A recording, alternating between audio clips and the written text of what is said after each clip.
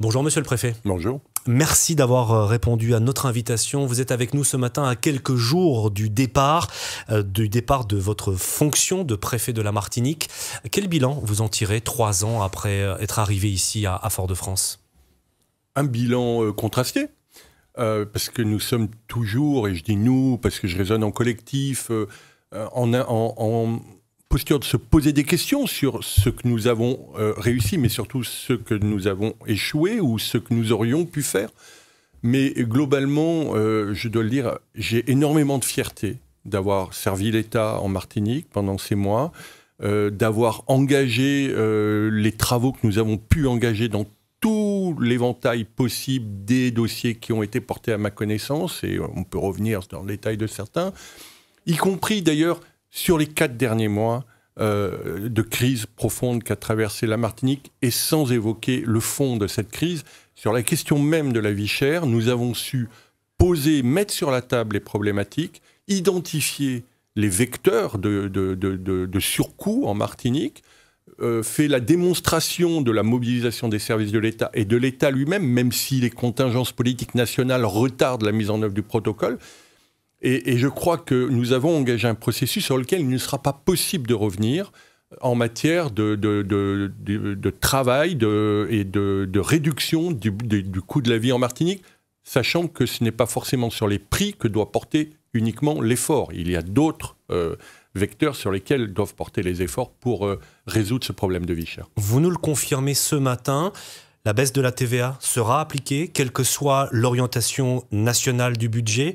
L'approche sera compensée, les frais d'approche seront mis en place et l'État va faire son rôle pour renégocier les conditions d'achat à l'export, comme c'est prévu dans le protocole du 16 octobre.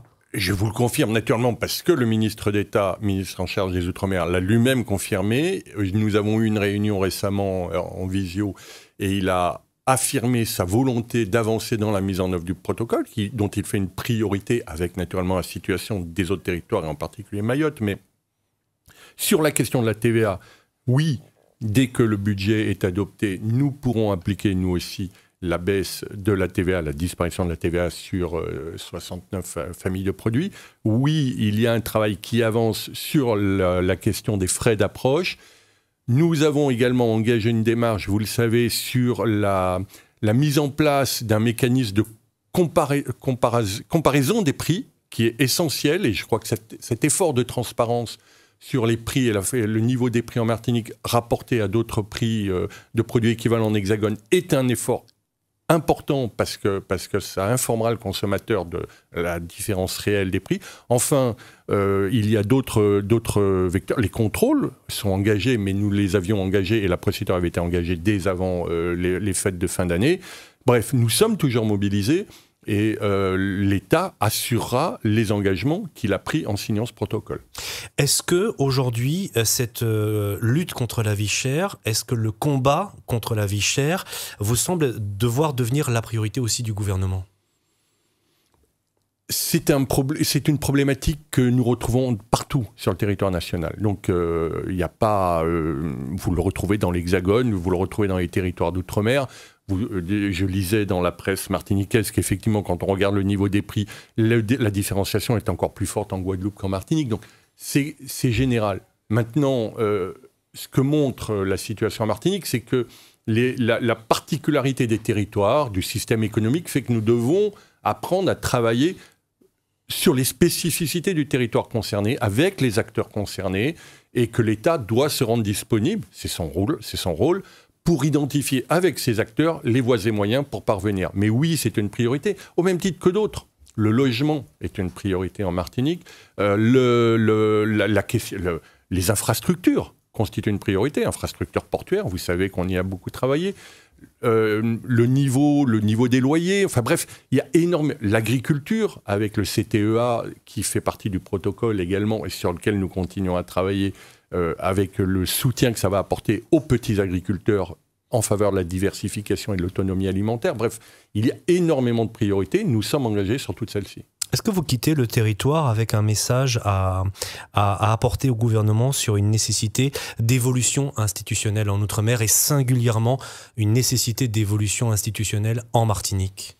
Ce n'est pas à moi de répondre à cette question, c'est aux acteurs martiniquais. À titre personnel, j'ai évolué dans ma façon d'appréhender les particularités territoriales martiniquaises.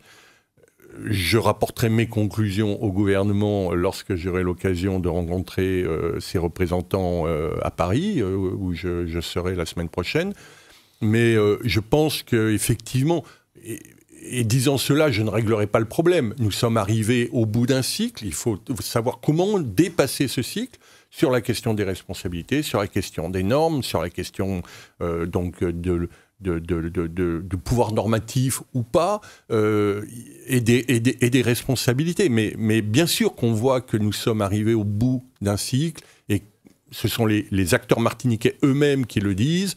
Il faut maintenant qu'ils s'emparent collectivement de cette question et qu'ils fassent des propositions collectives au gouvernement. C'est ça le plus important. Et j'insiste sur ce message. On ne peut pas porter sur un problème équivalent. Le gouvernement ne peut pas avoir 50 interlocuteurs différents qui disent « j'ai la bonne solution ». Il faut qu'en amont, à mon avis, si les Martiniquais veulent avancer sur cette question-là, qui est un pan essentiel de la fierté du territoire, il faut qu'ils aient la capacité de travailler en amont et de parler avec une seule voix, en tout cas avec des objectifs communs qui soient supérieurs à toutes les différences qui s'expriment sur ce territoire. L'un des chantiers qui a été l'un des chantiers prioritaires depuis 3 ans, c'est le chantier de la violence, la circulation des armes, les faits de violence avec armes blanches et armes à feu. Malheureusement, les chiffres sont toujours aussi inquiétants. Est-ce qu'on est impuissant face à cette circulation des armes en Martinique ? Reprendre l'expression impuissance serait reconnaître qu'il n'y a rien à faire. Or, depuis 2 ans, nous avons beaucoup travaillé.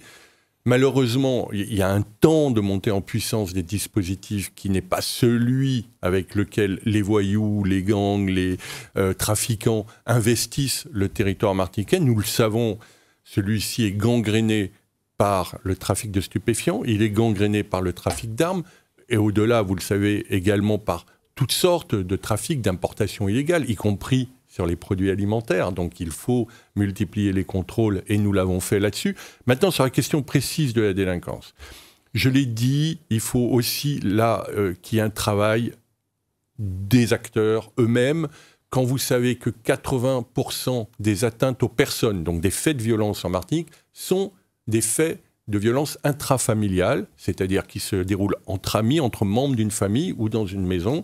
80% des faits de violence relèvent de cette violence intrafamiliale. Donc il faut vraiment s'interroger, et c'est un travail de fond que nous avons engagé avec les élus, avec les maires dans le cadre des CLSPD, de prévenir l'expression de cette violence. Ça ne rend pas moins légitime aussi les efforts que nous faisons, je l'ai dit, sur la surveillance que l'on dit périmétrique du territoire. Sur cette question-là, vous le savez, on en parle depuis longtemps, on a pu railler ça, les délais. Les radars vont être mis en place d'ici le mois de juin. D'ici le 6 février, le fameux drone arrivera en Martinique et pourra commencer à être déployé avec l'apprentissage des télépilotes qui vont apprendre à se servir de cet outil particulièrement innovant. Nous avons réformé aussi la façon dont travaille l'action de l'État en mer avec un bureau interministériel permanent qui permet de joindre et de mixer en fait la façon de travailler des douanes, des armées, de la gendarmerie, de la police. Donc c'est une culture commune de la lutte contre les trafics qui est en train de se mettre en place. Ça exige un temps de mise en place, de montée en puissance. Il n'en reste pas moins que l'an passé, les saisines de drogue ont montré que le volume des saisines de drogue ont montré que nous avons progressé en la matière.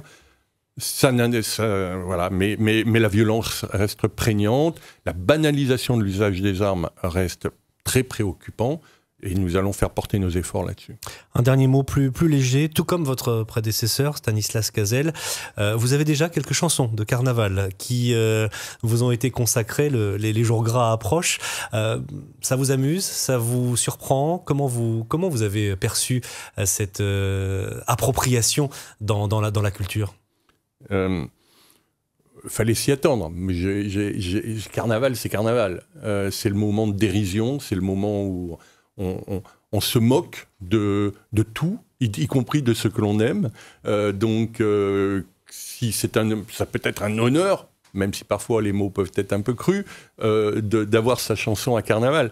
Mais je souhaite par-dessus tout que cette manifestation puisse se faire en pleine sécurité et qu'elle permette à toutes les Martiniquaises et tous les Martiniquais d'en profiter pleinement jusqu'à la fin, jusqu'au mercredi décembre. Merci beaucoup, monsieur le préfet Jean-Christophe Bouvier, d'avoir été notre invité ce matin.